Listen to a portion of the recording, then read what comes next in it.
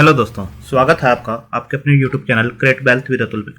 मैं हूं आपका दोस्त अतुल गोयल। आज हम बात करेंगे एक छोटे शेयर, पेनी शेयर और छोटी ही कंपनी जिसका मार्केट कैप भी काफ़ी कम है, Indian infotech and software limited.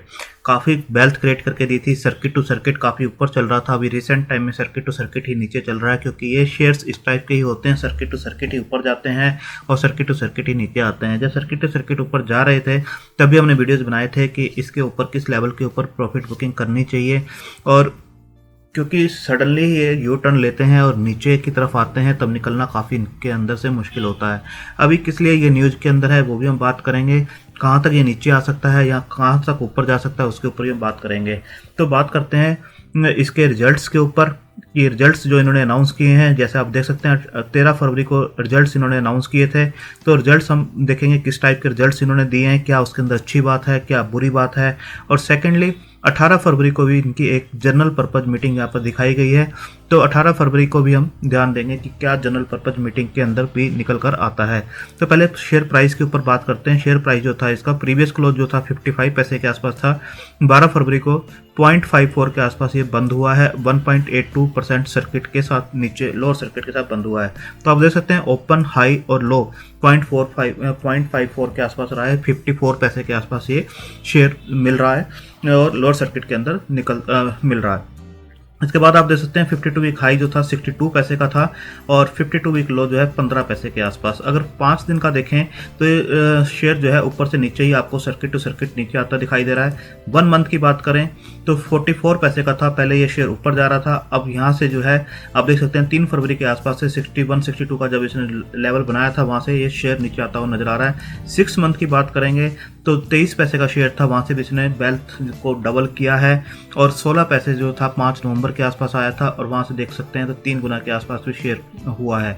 इसके बाद देखते हैं 18 फरवरी को बिल्कुल जनरल पर्पज मीटिंग रहेगी, उसके ऊपर नज़र रहेगी। उससे पहले देखते हैं रिजल्ट्स किस टाइप के हैं, फिर फंडामेंटल्स भी इस कंपनी के हम डिस्कस करेंगे। तो सेल्स जो है 3 करोड़ के आसपास की इसकी निकल कर आ रही है। देख सकते हैं यहाँ पर जो भी फिगर्स हैं स्टैंड अलोन फिगर्स हैं और करोड्स के अंदर हैं।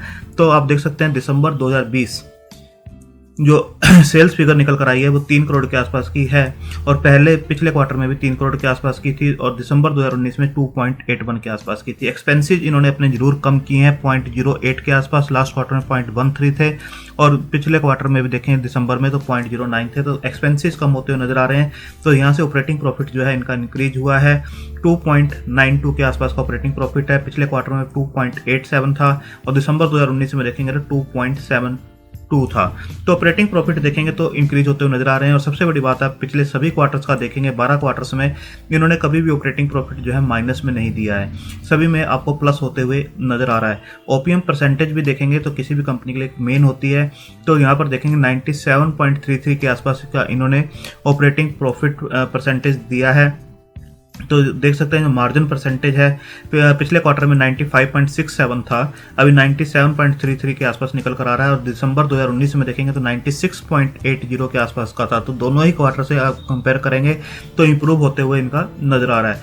अदर इनकम देखेंगे तो कोई भी अदर इनकम इन्होंने ना तो पिछले कई क्वार्टर से नहीं दी है, सिर्फ एक मार्च 2020 में 0.22 के आसपास की थी। अदरवाइज अदर इनकम इनकी नहीं आ रही है। इंटरेस्ट देखेंगे तो इंटरेस्ट आपको पिछले क्वार्टर में भी पे नहीं किया इन्होंने और ना यहाँ पर इन्होंने कोई भी पे करते हुए नज़र आ रहे हैं। तो आप देख सकते हैं डेट फ्री कंपनी है, कोई भी इंटरेस्ट ये पे नहीं कर रहे हैं। डेप्रिसिएशन जरूर इनका है 2.58 के आसपास, जो कि फिक्स इन्होंने दिखा रखा है। आप देख सकते हैं पिछले काफ़ी क्वार्टर से 2.58 ही इनका चलता आ रहा है, 2.58 के आसपास। तो आप देखेंगे नेट प्रॉफिट जो निकल कर आ रहे हैं वो है 0.33। अगर क्वार्टर ऑन क्वार्टर देखेंगे तो ये इंप्रूव होते हुए नजर आ रहे हैं आपको 0.29 से 0.33 के आसपास। और अगर दिसंबर 2019 से भी कंपैरिजन करेंगे तो 0.19 जो हुआ करते थे, 0.14 जो हुआ करते थे 0.33 है। यानी ईयर ऑन ईयर कंपैरिजन करें तो ये डबल से भी ज़्यादा होते हुए आपको नज़र आ रहे हैं। और अगर क्वार्टर ऑन क्वार्टर कंपैरिजन करें तब ये आपको 10% से ज़्यादा का इम्प्रूवमेंट इसके अंदर देखने को मिल रहा है। तो आप देखेंगे result quarter on quarter, year on year अच्छे हैं और सेल्स के लिहाज से देखें वो भी ठीक है, काफ़ी डाउन है वैसे, बट उस चीज़ को ही इन्होंने मेंटेन किया हुआ है। ऐसा लग रहा है कि क्लाइंट्स इनके फिक्स हैं और उसी क्लाइंट्स के हिसाब से ही ये जो सेल्स है वो निकल कर आ रही है। ऑपरेटिंग प्रॉफिट मार्जिन परसेंटेज जो है, मार्जिन परसेंटेज जो है वो इम्प्रूव हुई है और इंटरेस्ट बर्डन नहीं है इनके ऊपर। ये काफ़ी अच्छी चीज़ है कि इंटरेस्ट बर्डन एटलीस्ट पे नहीं कर रहे हैं। इसके बाद हम देखते हैं कंपनी के फंडामेंटल्स कैसे हैं। 54 करोड़ के आसपास की ये काफ़ी छोटी कंपनी है और जैसे मैंने आपको बताया 0.54 के आसपास ये शेयर जो है फ्राइडे के सेशन में क्लोज हुआ था। तो बुक वैल्यू देखेंगे काफ़ी इंप्रेसिव है, 2.41 के आसपास की निकल कर आ रही है और प्राइस टू बुक वैल्यू देखेंगे तो 0.22 है, यानी 78% डिस्काउंट के ऊपर ये शेयर आपको मिलता हुआ नजर आ रहा है बुक वैल्यू से। ROC देखेंगे 0.86% के आसपास की है, ROE देखेंगे तो -2.04% के आसपास की है और डेट देखेंगे तो 0.20 करोड़ का है, तो डेट टू इक्विटी रेशियो देखेंगे 0 की है। जैसे हमने यहाँ पर भी देखा रिजल्ट्स के अंदर, तो इंटरेस्ट ये पे नहीं कर रहे हैं, तो डेट टू इक्विटी रेशियो बिल्कुल 0 है। प्लज कोई भी शेयर इन्होंने नहीं कर रखा है, प्रमोटर होल्डिंग को एक बार जरूर हम चेक करेंगे। इंडस्ट्री पी देखेंगे तो 16.7 की है। अभी EPS आपको यहाँ पर सुधरती हुई नजर आएगी, तो पी भी आपको वहाँ पर नजर आएगी, क्योंकि अभी रिजल्ट्स जो है EPS जो है माइनस में है, इसलिए आपको पी नजर नहीं आ रही है। बट जैसे जैसे प्रॉफिट में रिजल्ट्स देते हुए नजर आएंगे, EPS भी नजर आएगी और पी भी आपको नजर आएगी। फेस वैल्यू 1 की है और डिविडेंड ये पे नहीं करते हैं। 52 वीक हाई जैसे मैंने बताया 0.62 का है और लो जो है 0.15 का है। सॉफ्टवेयर में ये काम करते हैं जैसे पहले भी मैंने आपको बताया। तो शेयर जो है 200 DMA से ऊपर ही काम करता हुआ नजर आ रहा है। यहाँ पर इसने 200 DMA की लाइन को क्रॉस किया था, 0.20 था 10 दिसंबर को।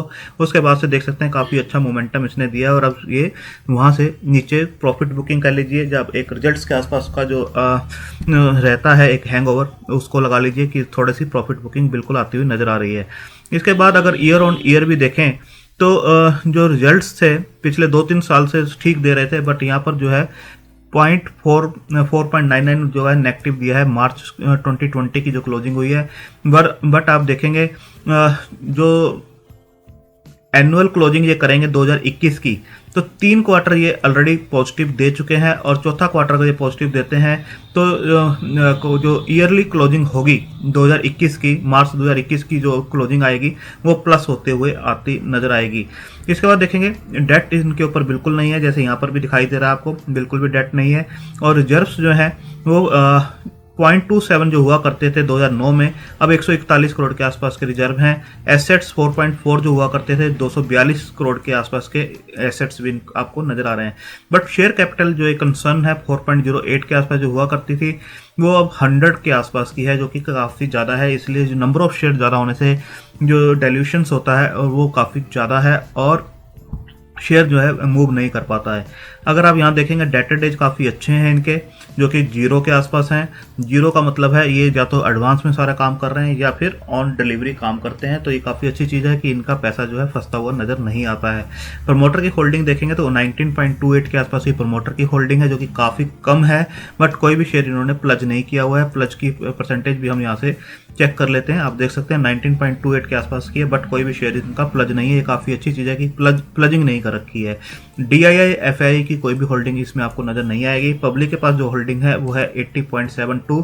इसके अंदर से कुछ देखेंगे आप 20% के आसपास जो है स्ट्रॉन्ग हाथों में, यानी 60% के आसपास जो है रिटेलर्स के पास है। तो रिटेलर्स के पास होल्डिंग काफ़ी ज़्यादा है, प्रमोटर्स की होल्डिंग काफ़ी कम है, ये भी इसके ऊपर एक कंसर्न है। बट डेट फ्री कंपनी है। ऑपरेटिंग प्रॉफिट्स जो है काफ़ी प्लस में आ रहे हैं इनके। पिछले 12 क्वार्टर से हम देख रहे हैं ऑपरेटिंग प्रॉफिट प्लस में है। ऑपरेटिंग प्रॉफिट मार्जिन भी अच्छा है और जो नेट प्रॉफिट पिछले 3 क्वार्टर से दे रहे हैं वो प्लस में है। तो मार्च क्वार्टर के अगर प्लस में देते हैं तो ईयर क्लोजिंग जो है इनकी प्लस में होती हुई नजर आएगी। तो यहाँ से स्टॉक जो है एक रेंज बाउंड होता हुआ आपको नजर आ सकता है। इसके बाद अगर चार्ट के ऊपर हम डिस्कस करें तो चार्ट के ऊपर आपको इस टाइप का पैटर्न इसके अंदर दिखाई देगा। यहाँ पर स्टॉक जो है 19 पैसे के आसपास बिल्कुल काफ़ी टाइम से रुका हुआ था। आप देख सकते हैं 19 के आसपास ही रुका हुआ था। तो यहाँ से इसने जो स्टॉक ने ऊपर की चाल दिखाई थी वो 33 पैसे के आसपास गया था और वहाँ से फिर अगेन 19 पैसे तक ही डिप किया था। तो आप देख सकते हैं इस टाइप का इसका शेयर पैटर्न है। यहाँ से शेयर ने जब ब्रेकआउट दिया था, जब इसने इस लेवल को क्रॉस किया था 33 पैसे को, और उसके बाद जो इसने क्रॉस किया है इस लेवल को 33 पैसे 34 पैसे, आप देख सकते हैं 33 पैसे 34 पैसे तक 2 बार शेयर गया है। और इस लेवल को जब इसने क्रॉस किया है तो आप देख सकते हैं एक अच्छा मोमेंटम इसके अंदर बनता हुआ नजर आया, जो कि इसे 62 पैसे तक लेके गया था। अब इसके अंदर प्रॉफिट बुकिंग हो रही है, तो रिजल्ट ठीक ठाक है। ऑपरेटर ड्रिवन स्टॉक्स रहते हैं ये, तो किस लेवल तक ये डाउन आते हैं वो देखना होगा, क्योंकि 36-38 पैसा जो है मान के चलिए कि ये शेयर जो नीचे आ सकता है। बट अगर 36-38 के आसपास आता है तो लो साइड रिस्क जो है कम रह जाता है, क्योंकि पेनी स्टॉक है, उतना ही पैसा हमें इसमें लगाना है जितना हम बियर कर सकते हैं नुकसान को। तो बिल्कुल लो लेवल के ऊपर ही अकोमुलेट करना चाहिए, चलती हुई गाड़ी में इनमें नहीं चढ़ना चाहिए, क्योंकि कहाँ से यू टर्न करते हैं नहीं पता चलता है। तो जहाँ पर ये इसका सर्किट ये यू टर्न लेगा उसके आसपास ही आपको लेना है। 36-38 पैसा अभी लग रहा है कि ऑपरेटर ड्रिवन है, क्योंकि इस टाइप की जो रैली होती है जो बिल्कुल वर्टिकल होती है तो उसके अंदर इसी टाइप से होता है कि आप देख सकते हैं बिल्कुल एक सिंगल स्ट्रेट लाइन में स्टॉक जो था ऊपर गया था, और यहाँ से जो है इसकी करेक्शन बनती है 36-38 पैसे के आसपास, अगर रिट्रेसमेंट लेवल को अगर हम लगाकर चलते हैं तो 36-38 के आसपास इसे लिया जा सकता है। अगेन अगर ये 60 पैसे के आसपास जाता है तो एक अच्छा बेनिफिट दे सकता है आने वाले टाइम में। तो आप अपने फाइनेंशियल एडवाइजर से डिस्कस करके अपनी होल्डिंग कैपेसिटी और रिस्क टेकिंग कैपेसिटी के हिसाब से स्टॉक को कंसीडर कर सकते हैं। छोटी कंपनी है, छोटा ही पैसा इसके अंदर लगाकर चलना है, और पेनी स्टॉक्स के अंदर भी डाइवर्सिफाइड अपने आप को करके चलना है। 4 से 5 पेनी स्टॉक आपके पास होने चाहिए, सिंगल पेनी स्टॉक में कभी भी ज़्यादा पैसा नहीं लगाना है। थैंक यू, धन्यवाद।